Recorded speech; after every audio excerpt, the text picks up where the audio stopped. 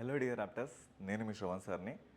ప్రస్తుతం జరుగుతున్న కాంపిటేటివ్ ఎగ్జామ్స్లో వస్తున్న ప్రశ్నల రీత్యా ఇటు సెంట్రల్ కానీ స్టేట్ కానీ ఇంటర్నేషనల్ అన్ని పాయింట్ ఆఫ్ వ్యూలో మన అకాడమీ తరపు నుంచి అండ్ ఈ వీక్ మొత్తం కరెంట్ అఫైర్స్ జరిగిన వాటి నుంచి మనం చూసుకుంటే ఇటు సబ్జెక్టే కానీ లేదా కరెంట్ అఫైర్సే కానీ దానికి రిలేటెడ్ ఉన్న స్టాక్ జీకే కానీ ఇవన్నీ క్వశ్చన్స్ని మనం సండే ఎక్స్క్లూజివ్గా ఒక 10 క్వశ్చన్స్ని ఇక్కడ సాల్వ్ చేద్దాం. అవి మీకు కనబడేవి 10 క్వశ్చన్సే, కానీ ఇన్బిల్ట్గా దాంట్లో ఉన్న స్టేట్మెంట్స్ చూసుకుంటే అవి మీకు ఒక 40 క్వశ్చన్స్ సమానం. దీన్ని మీరు మైండ్లో పెట్టుకొని ఈ వీడియోని కంటిన్యూ చేయండి. అండ్ ఈ వీడియో మీకు మొత్తం కూడా ఇటు తెలుగులో అటు ఇంగ్లీష్లో చూడండి. ఇక్కడ క్వశ్చన్ మీకు ఇంగ్లీష్లో ఉంది, తెలుగులో ఉంది.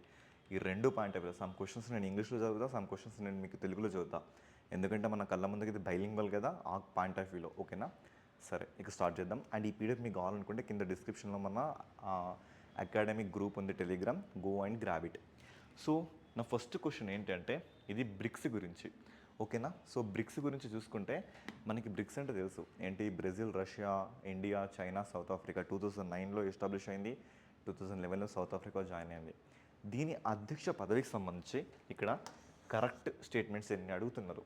బేసికల్గా దీని అధ్యక్ష పదవి అనేది ఇక్కడ సీక్రెట్ బ్యాలెట్గా జరుగుతుందని ఇచ్చారు. అసలు సీక్రెట్ బ్యాలెట్ కాదు, ఆ బ్రిక్స్లోనే రొటేషన్ పద్ధతిలో జరుగుతుంది. సో ఇది ఇప్పుడు నాకు రాంగ్ ఆప్షన్. నెక్స్ట్, సో దీని అధ్యక్ష పదవి కాలం అంటే 2 years ఉంటుందట. 2 years అస్సలు ఉండదు, ఓన్లీ 1 year ఉంటుంది. ఇది కూడా నాకు wrong. Next, new development bank అని ఒక శాశ్వత బ్యాంక్, దీనికి హెడ్ క్వార్టర్ ఉంటుందట. అసలు బ్రిక్స్కి ఎలాంటి హెడ్ క్వార్టర్ ఉండదు. ఈ న్యూ డెవలప్మెంట్ బ్యాంక్ ఎవరిదంటే ఇది మనకి షాంఘై కోఆపరేషన్ ఆర్గనైజేషన్ అని ఒకటి ఉంటుంది, SCO అనేది.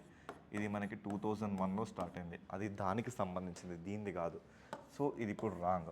దట్ ఈస్ వై మనకి ఇక్కడ ఆప్షన్ రైట్ ఏంటంటే మనకి ఏది కాదు అనేది ఇక్కడ రైట్ ఆన్సర్.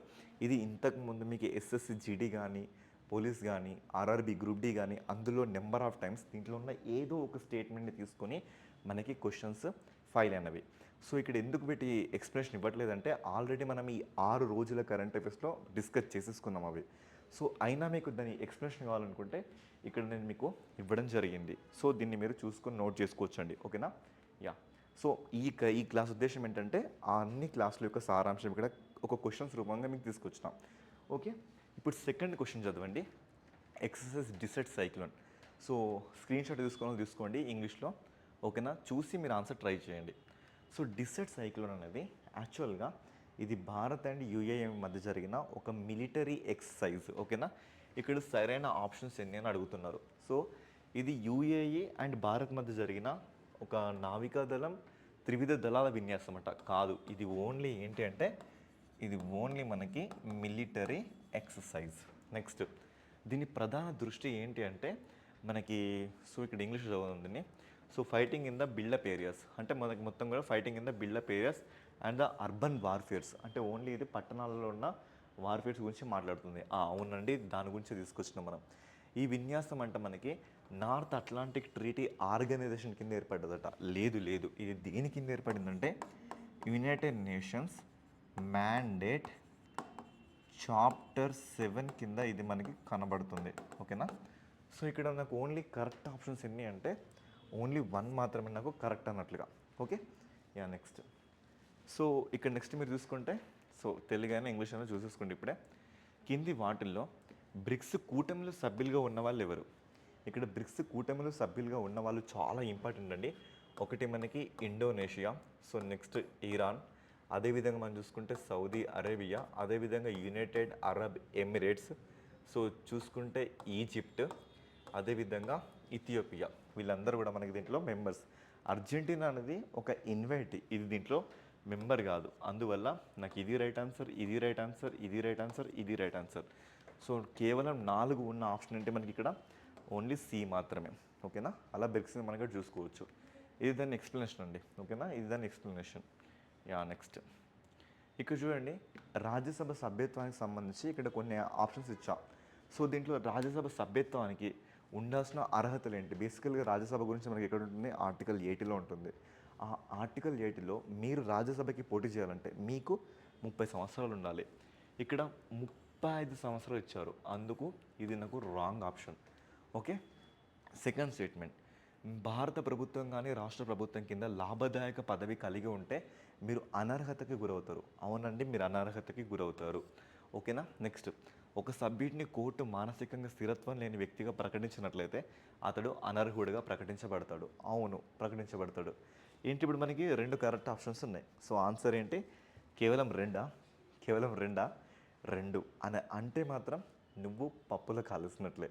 ఎందుకు నేను ఈ మాట చెప్తున్నా అంటే ఇక్కడ తప్పుగా ఉన్నవేంటి, ఇన్కరెక్ట్ స్టేట్మెంట్స్ ఏంటి? ఎన్ని ఇన్కరెక్ట్ స్టేట్మెంట్స్ ఇక్కడ మనకి? Only one. మిత్రమా, నేను ఒకటి చెప్తా, మీకు ఎంత నాలెడ్జ్ ఉన్నా ఒక్క మినిట్ ఆగి ఆన్సర్ చేయకపోతే మీరు ఎంత చేసినా అది వేస్ట్ అవుతుంది, గుర్తుపెట్టుకోండి. ఓకేనా. యా, నెక్స్ట్ ఇక్కడ చూడండి, కమ్యూనిస్ట్ పార్టీ వెరీ రీసెంట్గా మనకి 100 years ఫినిష్ అయిపోయింది కదా. ఈ పాయింట్ ఆఫ్ వ్యూ దీని విషయం మనం డిస్కస్ కూడా చేసాం. ఇక్కడ చూస్తే నేను మీకు 2 రకాల స్టేట్మెంట్స్ ఇచ్చిన. ఈ 2 రకాల స్టేట్మెంట్స్లో మొదటి స్టేట్మెంట్, స్వాతంత్ర అనంతర కాలంలో కమ్యూనిస్ట్ పార్టీ పార్లమెంట్లో ప్రజాస్వామ్యం అండ్ ఎన్నికల్లో భాగస్వామ్యం వైపు మళ్ళింది. అవునండి, మళ్ళింది. ఓకేనా. నెక్స్ట్, ఈ పార్టీ 1940 దశకంలో బెంగాల్లో తెబాగా ఉద్యమం, తెలంగాణలో ఆర్మూర్ స్ట్రగుల్ ఇవన్నీ చేసి ఉద్యమాలకు నాయకత్వం వహించింది. అవునండి, నాయకత్వం వహించింది. ఇప్పుడు ఏబీ కంటే సిడి చూడండి. ఫస్ట్ ప్రకటన 1 సరైనది, ప్రకటన 2 తప్పు అంట. మరి 2 ప్రకటనలు కరెక్టే కదా. ఇది ఇప్పుడు ఎలిమినేట్ అయిపోయింది. రెండవది డి చూడండి, ప్రకటన 1 తప్పు, ప్రకటన 1 తప్పు అంట. మరి ఇది ఇప్పుడు ఎలిమినేట్ అయిపోయింది. ఏబీలో మాత్రమే ఆన్సర్ ఉంది. మరి ఆన్సర్ మనకి ఇప్పుడు 50% ఉంది. మరి ఆ రైట్ ఆన్సర్ ఏంటో తెలుసుకుందాం. 2 స్టేట్మెంట్స్ కరెక్టే. స్టేట్మెంట్ 2 అనేది స్టేట్మెంట్ 1కి సరైన వివరణ. ఈ స్టేట్మెంట్ 2 అంట, దీనికి సరైన వివరణ అంటే దీనివల్ల ఏమైనా పార్లమెంటరీ ప్రభుత్వం ఇక్కడ ఫామ్ అయిందా? ఫామ్ కాలేదు కదా. ఇది దీనికి సరైన వివరణ కాదు. అందుకు ఆప్షన్ బి అనేది ఇక్కడ నాకు రైట్ ఆన్సర్. ఓకేనా. నెక్స్ట్ మనం చూసుకుంటే ఇక్కడ కమ్యూనిస్ట్ పార్టీ ఆఫ్ ఇండియాకి సంబంధించిన కొన్ని థింగ్స్ని గమనించడం ఉంది. ఇది భారత్లో ఒక రాష్ట్రంలో కాంగ్రెసేతర ప్రభుత్వాన్ని ఏర్పాటు చేసిన మొదటి పార్టీ అంట. అవునండి, ఎవరు అంటే మనకి చూసుకుంటే ఇది కేరళలో సీఎం ఎవరంటే ఈఎంఎస్ నంబూద్రిపాద్. ఓకేనా, ఈఎంఎస్ నంబూద్రిపాద్ దీన్ని ఏర్పరిచిండు. ఓకే. ఈ పార్టీ యొక్క సిద్ధాంతం మార్కిజం అండ్ ఉత్పత్తి సాధనాల సామాజికరణ మీద ఆధారపడి ఉంది. అవును, మార్కిజం, లెనినిజం, మావోయిజం అదంతా దీని మీద ఉంటుంది కదా మనకి. సో ఎన్ని సరైనవి అంటే నాకు 2 సరైనవి. ఓకేనా. యా, నెక్స్ట్ చూసుకుంటే ఇది 44వ రాజ్యాంగ సవరణ చాలా ఇంపార్టెంట్ మనకి. 1976లో 42 రాజ్యాంగ సవరణ వచ్చింది. 1978లో చూసుకుంటే మనకి 44వ రాజ్యాంగ సవరణ వచ్చింది. ఆ టైంలో మన దేశంలో జనతా పార్టీ ఉంది. ఆ జనతా పార్టీ 42వ రాజ్యాంగ సవరణలో ఏమేం సవరణలు ఇందిరాగాంధీ చేసిందో అన్ని సవరణలని మళ్ళీ ఇక్కడ సవరించి ఒక కొత్తగా మళ్ళీ రాజ్యాంగం రూపొందించారు. అవేంటంటే 42 రాజ్యాంగ సవరణలో 5 నుంచి 6 years వరకు ఎంపీల పదవి పెంచుకుంది. సో అలా కొన్ని రకాల చేంజెస్ని ఇక్కడ దీన్ని చేంజ్ చేశారు అన్నట్లుగా. సో మనం మొదటగా చూస్తే ఇది అత్యవసర పరిస్థితి అనే ప్రకటనను జ్యుడిషియల్ రివ్యూ న్యాయ సమీక్ష నుంచి మినహాయించిందంట. లేదు, మినహాయించలేదు. ఓకేనా. సో దాన్ని మినహాయించలేదు, ఇంకా జ్యుడిషియల్ రివ్యూ చేసింది. నెక్స్ట్, ఇది ఆర్టికల్ 21 అమలు కోసం న్యాయస్థానాన్ని ఆశ్రయించే హక్కును నిలిపివేయడానికి కార్యనిర్వహణ వర్గానికి అధికారం ఇచ్చిందట. అట్లాంటి అధికారాలు అయితే ఇక్కడ ఏమి ఇవ్వలేదు. ఓకేనా.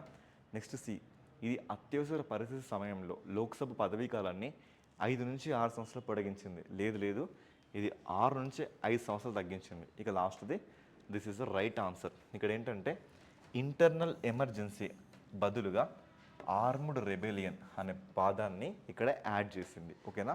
అలా ఇది యాక్చువల్గా మీ ఇంతకుముందు పోలీస్ క్వశ్చన్ అండి, కొంచెం జాగ్రత్త ఇలాంటి క్వశ్చన్స్ మీద. నెక్స్ట్, సో ఇది కాస్త ఇంపార్టెంట్ అన్నట్లుగా మనకి రాష్ట్ర జాబితాలు, మనకి రాష్ట్ర పార్టీ అని లేదంటే కేంద్ర పార్టీ అని మనకి ఇలా 2 రకాల పార్టీస్ ఉంటాయి. తెలుగులో అయితే ఇంగ్లీష్లో అయితే స్టేట్ పార్టీ, నేషనల్ పార్టీ అని ఇలా మనకి కొన్ని క్రైటీరియా ఉంటాయి. ఆల్రెడీ ఈ క్రైటీరియా నేను సిపిఐ పార్టీ గురించి మాట్లాడినప్పుడు నేను మీతో మాట్లాడా. ఇక్కడ చూసుకుంటే మీకు ఇక్కడ లైక్ జతపరిచయంలా కనబడుతుంది. ఒకటేంటి, కనీసం 3 రాష్ట్రాల నుంచి మొత్తం లోక్సభ స్థానాల్లో 2% స్థానాలను పొందితే అది ఏమవుతుంది, మనకి జాతీయ పార్టీ అవుతుంది. సో ఏకి 2తో ఉన్న కోడ్ ఏముంది, మనకి ఈ 2 ఉన్నాయి. సో ఇప్పుడు ఈ 2 కూడా మనకి ఎలిమినేట్ అయిపోతాయి. ఓకేనా. తర్వాత బి, ఒక రాష్ట్రం నుంచి ప్రతి 20 స్థానాలకి ఒక లోక్సభ స్థానాన్ని గెలుచుకోవడం ఏంటి, అది మనకి రాష్ట్ర పార్టీ. సో ఇప్పుడు మనకి బి అనేది ఏంటి, 1 ఉండాలి. అలాంటి ఆప్షన్ ఇది ఒక్కటే ఉంది. అలా ఇది మనకి రైట్ అవుతుంది. మరి మిగతా మీరు చూసుకోకుండా కూడా పర్లేదు అలా. సో మీకు ఆ మొత్తం నామ్స్లో ఏమైనా 2-3 నామ్స్ తెలిసినా సరిపోతుందండి. ఓకేనా? సో మనకి అలా రైట్ ఆప్షన్ డి అయిపోయింది. నెక్స్ట్ 10th ఐఎన్ఎస్వి కౌండిన్యా గురించి మనం చూసుకుంటే, అసలు ఐఎన్ఎస్వి కౌండిన్యా మనం మాట్లాడుకున్నాం కదా, Indian naval sailing vessel Kaundinya. అది మనకి సౌత్ ఈస్ట్ ఆసియాకి సంబంధించిన ఒక పురాతన మెరైనర్ గురించి ఇది డిస్కస్ చేస్తుంది. సో అలా మనం దీన్ని మాట్లాడుకుంటున్నాం. ఇది లోహపు మేకుల వాడకం లేకుండా జస్ట్ కుట్టు పడవ, దీన్నే మనం ఏమంటామంటే స్టిచ్చింగ్ షిప్ అంటాం. ఓకేనా? దీన్నే మనం ఏమంటామంటే స్టిచ్చింగ్ షిప్ అంటాం. ఇలాంటి పద్ధతిని ఉపయోగించి చేసిందంట. అవునండి, అలాంటి పద్ధతిని ఉపయోగించి చేసింది. ఈ నౌక రూపకల్పన అజంతా గుహల్లో కనిపించే చిత్రాల ఆధారంగా ప్రేరణ పొందింది. అవును, అక్కడి నుంచి కదా మనం దీన్ని తీసుకుంది, 5th సెంచరీకి రిలేటెడ్. నెక్స్ట్, ఈ నౌక సౌత్ ఈస్ట్ ఆసియాకు సంబంధించిన ఒక పౌరాణిక భారతీయ నావికుడికి పేరు పెట్టారు. అవునండి, అతని పేరే పెట్టారు. ఇక్కడ చూసుకుంటే మనకి సరైనవి అన్నీ 3 మనకి సరైనవి అన్నట్లుగా చూడొచ్చు. ఓకేనా? యా. సో నెక్స్ట్, ఇది మనకి కొంచెం ఇంపార్టెంట్ థింగ్, సంతాలీ భాషకు సంబంధించిన వివరణ. ఈ సంతాలీ భాష మన దగ్గర కాకుండా ఇంకెక్కడెక్కడ మాట్లాడతాం మనం అంటే, సో దీన్ని జార్ఖండ్లో మాట్లాడతాం, పశ్చిమ బెంగాల్లో మాట్లాడతాం, బంగ్లాదేశ్లో మాట్లాడతాం, ఒడిశాలో మాట్లాడతాం. ఇదే కాకుండా మనం చూసుకుంటే నేపాల్లో కూడా దీన్ని మనం మాట్లాడతాం. సో 1, 2, 3, 4 అన్నీ కూడా ఇక్కడ మనకి రైటే. సో ఇది దీనికి సంబంధించిన ఇష్యూ. అండ్ ఇంతకంటే మోర్ అండ్ బెస్ట్ క్వాలిటీతో మళ్ళీ మనం కలుసుకుందాం. Thank you.